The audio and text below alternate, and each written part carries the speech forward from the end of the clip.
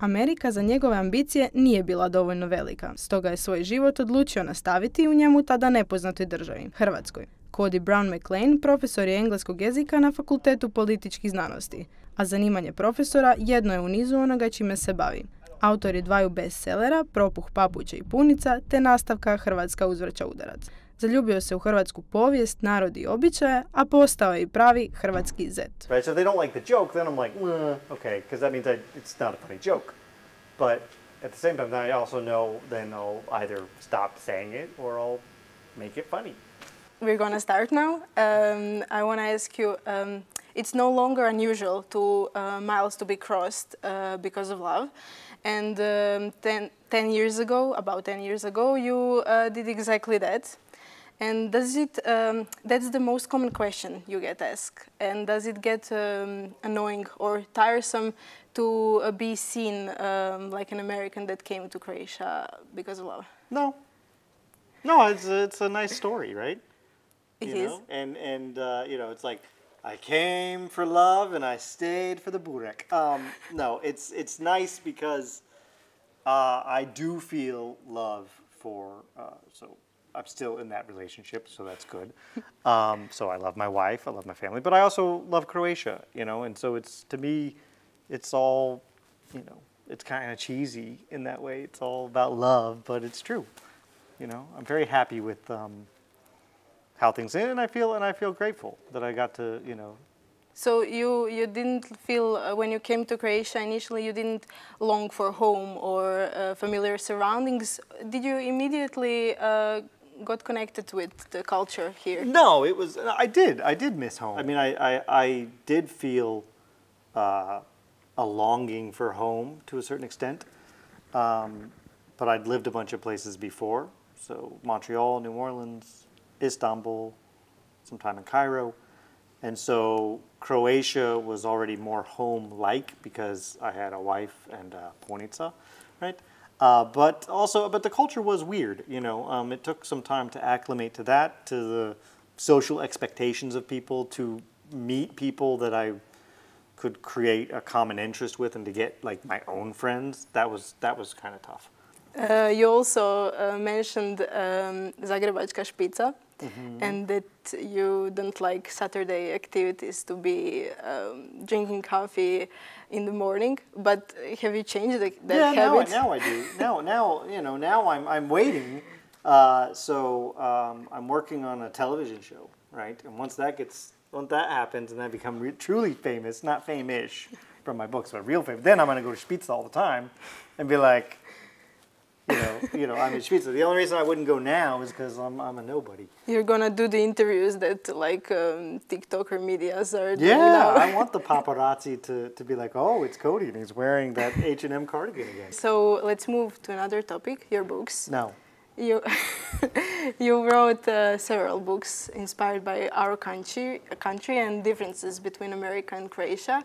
And from the title about your famous book, Propuh papuča i punica, we can tell that the star of the book is your mother-in-law.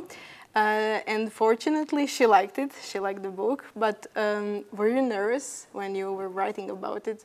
Did you ever thought about like her not liking it?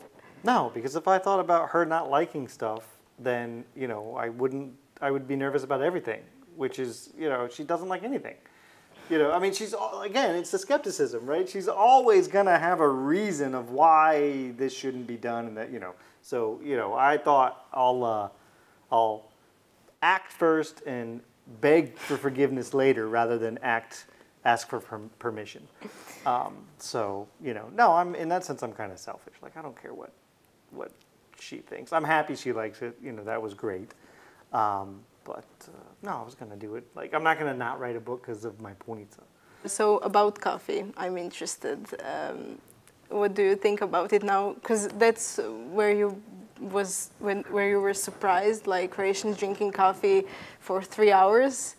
Are you now the typical Croatian? Yeah. I mean, not for 3 hours. It depends on who I'm with. Like, because sometimes it can be very boring. And I don't like, why can't, you know, if I can pick out my phone and look at why can't I just open my book and start reading, right, when you're boring me? But apparently that's unacceptable. So, no, I mean, I'm like an hour, 45 minutes, hour is okay. 3 is a bit stretching it. And what do you think, what is the best characteristic of Croatian and what is the worst? Except skepticism, we can leave skepticism. The best characteristic of Croatians is how socially you all feel obligated to each other, like friends and family. You know, like you can't say no to a friend, and you have to do this cycle of favors and all that stuff. And that's nice. I mean, to me, that's kind of the glue that holds everybody together. You know, so it's like kind of like your problem is my problem, and I can't just be indifferent to you if I know you. So I like that part. And the worst one? Well, kind of that one. If you don't know anybody. I mean, yeah, sort of it's a two-sided sword, right? Like, because, you know, having connections and having these relationships are all great, but at the same time, it's why the lady at the shelter is a jerk to me, right? Because I'm just a nobody, right? You know, every time I go somewhere, I'm like, I really hope you've read my book. They haven't, you know, and so there's this like cold indifference. That's the reverse side of that. So I think that's a bit problematic. You highly appreciate and love Croatia, and I was thinking, why do you think we Croatians seize the opportunity to leave the country? Why do we think there is more opportunity out there? I don't know.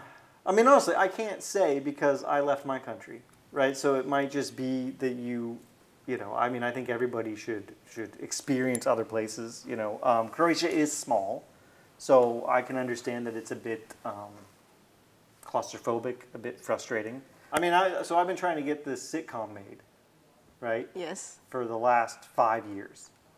I'm working with Robert Kniaz. Okay, everybody who hears about it is like, oh, based on your books with Kniaz, that's great.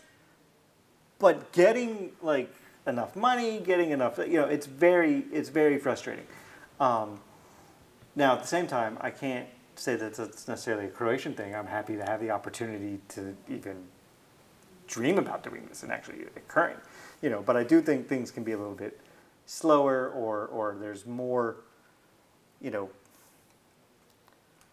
the skepticism comes up, right? Like, that's great, but you know, and so I think that can be frustrating to people. But also, you know. Since you mentioned your TV show that's in realization with documentarian Robert Kniaz, can you tell us more about it? Sure. Can you spoil something for us? Well, I mean, there's not a lot to spoil. It's you know, if you spend any time with me, that's the show. Well, I'm a robot that moves to Croatia. And I go like this, and I say, "Dobar dan."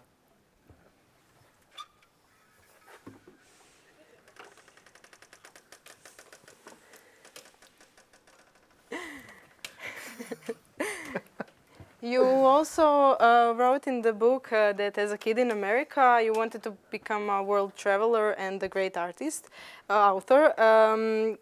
Do you think you achieved that, or are you still Obviously. Are you still on a journey of becoming one? Yes, I mean, you know, I like those books, but you always think you can do another book and hopefully make it a better book, or whatever, you know. So, yeah, I mean, I feel like I've traveled a lot, but yeah, there's still places I'd like to see, and there's still things I'd like to write, and you know, yeah. My biggest fear is that I am the Michael Scott of teachers. Who's Michael Scott? From The Office. Oh. You know the boss? I don't like The Office. The American Office or the British Office? Both offices. Well, I'm done. Nothing more to say to you.